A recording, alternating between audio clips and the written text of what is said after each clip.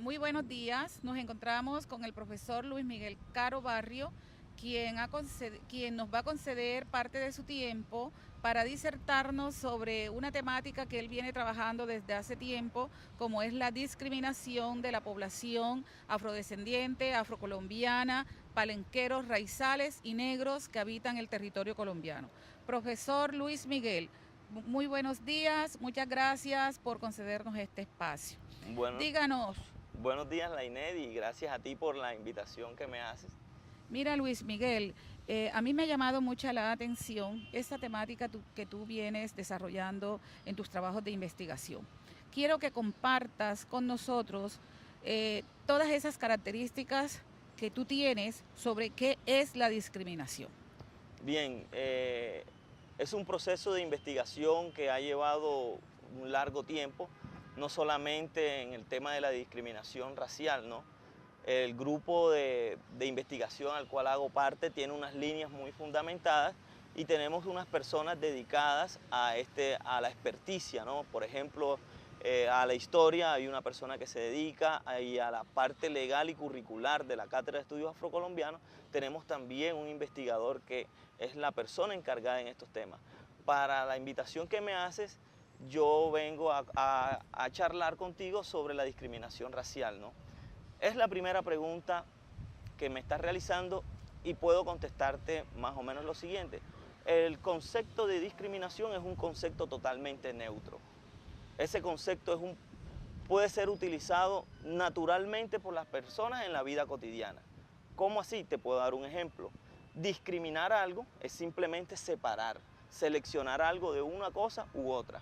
Puede ir uno al supermercado y simplemente puedes o seleccionar una piña o seleccionar un platón de fresas. Eso es discriminar entre un producto y otro. Desde la manera en que lo estamos abordando en las investigaciones, pues nos hemos metido con la discriminación racial, socialmente concebida. Es una percepción social esta discriminación racial, que en este mismo sentido sí es separar una cosa de otra, pero ahora nos estamos metiendo con las personas. Es decir, preferir a unas personas a otras. En este sentido, personas blancas o personas con piel morena o todos estos nombres que usted nos mencionó ahorita, como son afrocolombianos, afrodescendientes, negros y raizales. Simplemente es decir, prefiero a este y no a este. Sobre estas personas es que se ha levantado un gran precepto sobre lo que es la discriminación. A ellas es a la que se ha atentado más con este proceso social. Bueno, me estás comentando que tú vienes trabajando discriminación racial y étnica hacia los grupos negros que habitan el territorio colombiano. Dime, Luis Miguel, ¿qué tipo de discriminación racial has encontrado? ¿Qué tipo de discriminación has estudiado en profundidad? Bien, en nuestras comunidades o en nuestros pueblos, en nuestra sociedad, hay muchos tipos de discriminación. Uno percibe diariamente cómo las personas atentan violentamente, no solamente física, sino verbalmente, contra otras comunidades. Por ejemplo, podemos decir que existe discriminación hacia las comunidades LGTB. Por ejemplo, discriminación hacia las personas homosexuales, la homofobia. Ese es un tipo de De discriminación. discriminación. También existe discriminación por la práctica religiosa. También hemos notado cómo personas discriminan a otros por la práctica religiosa que ellos practiquen. No solamente, o esta se ve, perdón, de persona a persona o se puede ver de comunidad religiosa o grupos religiosos hacia otros grupos religiosos. Entonces, existen varios tipos. Principalmente en el grupo nos estamos concentrando, y desde mi persona, en la discriminación racial que existe en los textos escolares. ¿Cómo así, Luis Miguel? Que en los textos escolares también se da la discriminación racial. Explícanos un poco sobre eso. Sí, bien, como ahorita conocemos, ya hemos hablado de que la discriminación racial es simplemente presentar a un grupo o seleccionar grupos o preferir grupos sobre otros, que es una práctica que en nuestra nación se ha perpetuado por mucho tiempo. En los textos escolares se evidencia este proceso. Las editoriales, actualmente las editoriales que trabajan en los libros de texto de nuestro país, realizan y elaboran una serie de contenidos teóricos e ilustrados que ambientan estos textos de ciencias sociales principalmente. En estos textos podemos notar cómo presentan a las comunidades afrodescendientes ahí o afrocolombianas. Entonces, vemos a las comunidades, por ejemplo, si van a hablar de la pobreza, colocan una foto de gente afro y según el texto, implícitamente lleva ese mensaje. ¿Qué lleva? Que las comunidades afrocolombianas son las únicas que son pobres. Entonces, en los textos escolares se practica esa discriminación, se puede notar a través de discursos y a través de las fotografías que ellos utilizan para ambientar esos discursos. Entonces, este problema afecta gravemente a nuestros estudiantes, pero tú también nos estás mencionando un término que es la invisibilización. Se ha invisibilizado a la comunidad afrodescendiente. ¿De qué manera, Luis Miguel, se da esa invisibilización? Bien, entonces en estos textos de ciencias sociales ocurren dos fenómenos que muy claramente tú mencionas. El primer fenómeno del cual ya hablamos, que es la discriminación, ¿no? Y la estereotipia, cómo muestran a las comunidades afrodescendientes en situaciones degradantes, solamente a ellas. La otra es la invisibilización. ¿Cómo así? No mostrarlas. Por ejemplo, en un texto de ciencias sociales del grado 9, usted puede ir hojeando las imágenes y de pronto si están hablando sobre el desarrollo o sobre los avances que ha tenido la sociedad y la tecnología o la ciencia, colocan una persona blanca con una bata o colocan todas personas blancas realizando actividades dignas, por decirlo de una manera, en donde son médicos, en donde son científicos, en donde son empresarios, en donde son arquitectos. Entonces las comunidades afrodescendientes no están mostradas en esa característica, cosa que nos hace pensar o le haría pensar a una persona que en realidad no existe un médico afrodescendiente o un científico negro o un arquitecto raizal, ¿no? Para mencionar todos los términos con los que conocemos a las comunidades afrocolombianas. Entonces, eso es invisibilización. Sería bueno, Luis Miguel, que en este espacio tú nos mencionaras algunos de esos líderes afros que han tenido un papel destacado en la historia y en la construcción de nuestra nación y que han sido invisibilizados por la academia y por la sociedad en general. Bien, nosotros en el grupo de investigación hemos identificado unos personajes afro que deben ser rescatados, que deben ser mostrados para evitar esa invisibilización, para que las comunidades afrodescendientes los conozcan y sobre estos desarrollen procesos de identidad. Por ejemplo, podemos hablar del caso de Pedro Romero en Cartagena, podemos hablar del guajiro José Prudencio Padilla, podemos hablar del poeta Manuel Zapata Olivella, podemos hablar de Benco Biojó, que también necesita ser más difundido. Podemos hablar de Domingo Padilla, un esclavo cimarroneado que fundó un palenque también aquí en el Atlántico principalmente. Entonces son muchos los personajes que la historia local debería rescatar. ¿Para qué? Generar procesos de identidad y que las comunidades se identifiquen y todavía puedan surgir socialmente. Luis Miguel, ¿cómo ves tú el papel de los profesores en todo este proceso de invisibilización y discriminación racial en los textos escolares? Bien, los profesores juegan un papel muy importante. Ellos son los que de manera crítica deben asumir el texto escolar de ciencias sociales que les está llegando desde la capital del país. Es decir, revisarlo y no dárselo al estudiante para que éste simplemente interprete con él lo que puede interpretar. El profesor es quien debe revisar, seleccionar las temáticas y decir de qué manera va a trabajar, por ejemplo, con esas fotografías en donde están mostrando negativamente a la comunidad afrodescendiente. Entonces, si la están mostrando de manera negativa, el profesor puede con esa fotografía revertir la situación, utilizarlo como una situación problema, en donde el estudiante de manera crítica también puede expresar su pensamiento.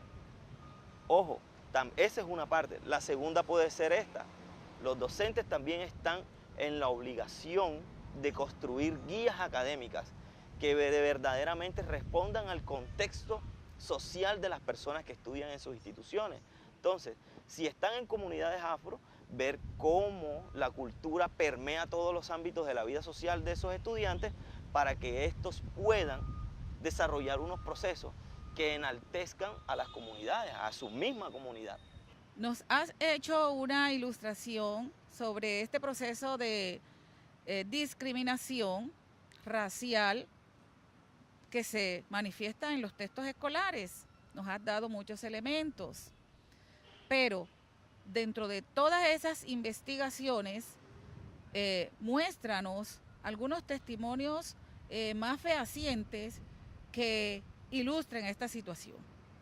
Bien, el primer ejercicio que se hizo para demostrar que existe discriminación racial en textos escolares de ciencias sociales, sobre todo, principalmente, fue hacer un análisis bibliométrico. ¿En qué consiste este análisis? Este análisis es tomar un texto de ciencias sociales y pasar página por página y contar cuántas fotografías tiene ese texto. Cuando ya uno tiene el número de fotografías totales del texto, uno empieza ahora y hace un conteo de las fotografías en las que aparecen las comunidades afrocolombianas o una persona afrodescendiente. Ahí que miramos el porcentaje de aparición de estas personas. Podemos decir, en un texto de ciencias sociales de 256 páginas, a veces encontramos que existen solo 12 fotografías en donde está representada la comunidad afrodescendiente. Ahora, de esas 12 fotografías no quiere decir que todas tienen un contenido positivo. Algunas tienen imágenes o son imágenes negativas y otras son imágenes que en verdad sí ayudan al fortalecimiento de la identidad. En un texto que estuve revisando encontré un caso particular. Hablaban de los grupos armados en Colombia.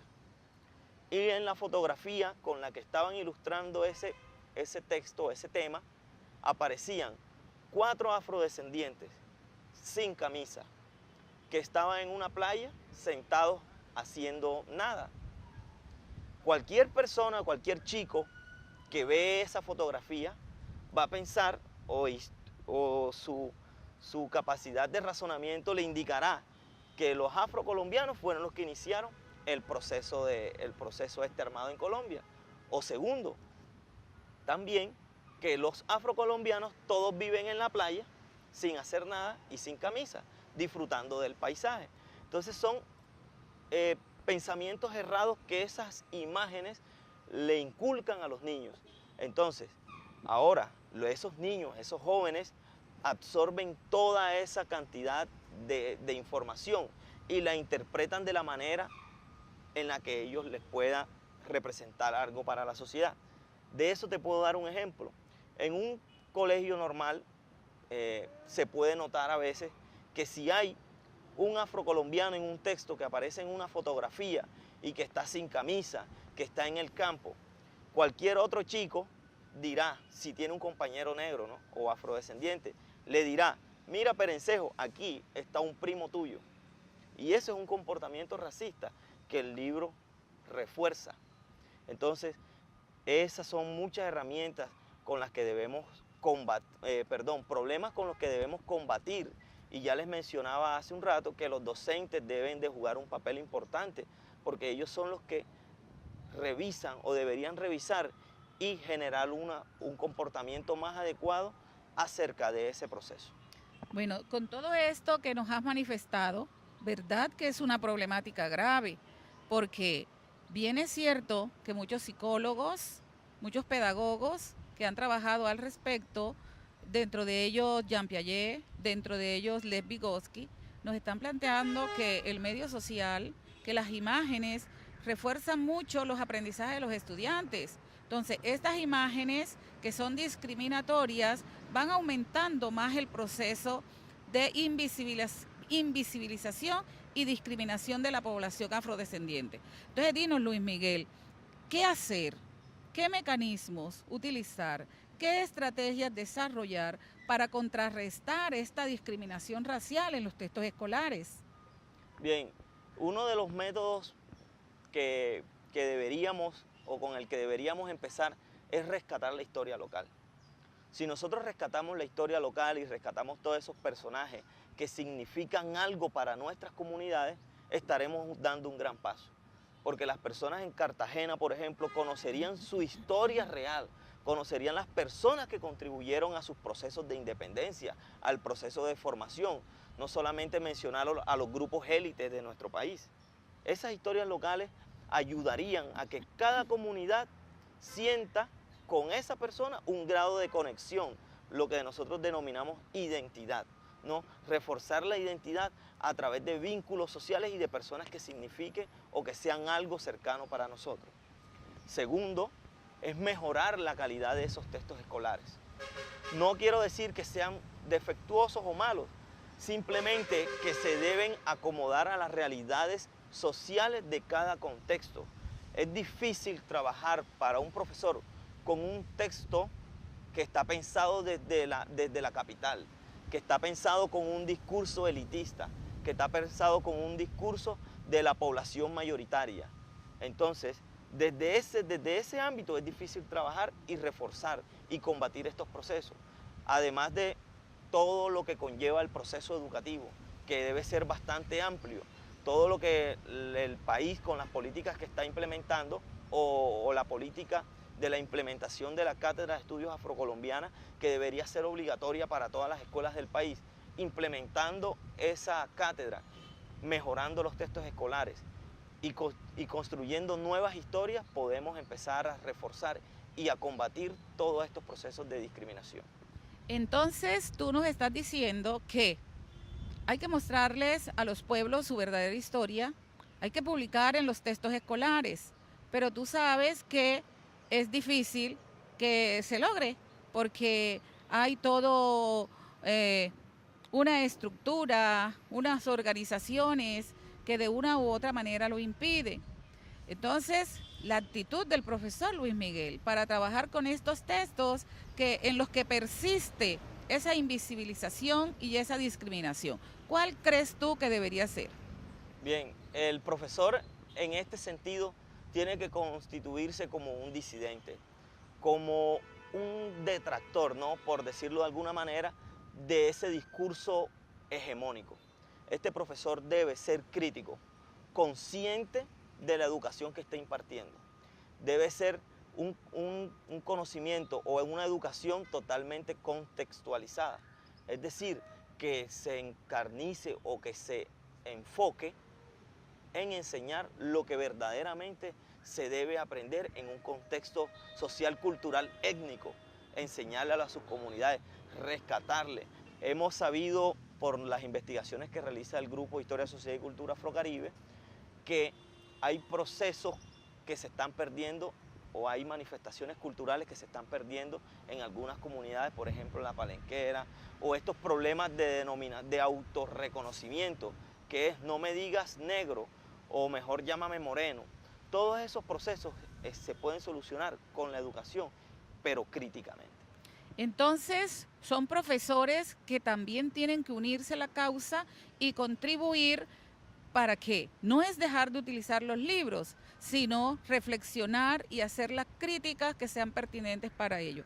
Muchas gracias, te agradecemos Luis Miguel por todas esas riquezas que has compartido con nosotros en esta entrevista. Gracias a ustedes por la invitación y espero que esta entrevista fortalezca, ¿no?, la identidad afrocolombiana y refuerce los valores que debemos sembrar para cosechar un mejor país. Gracias.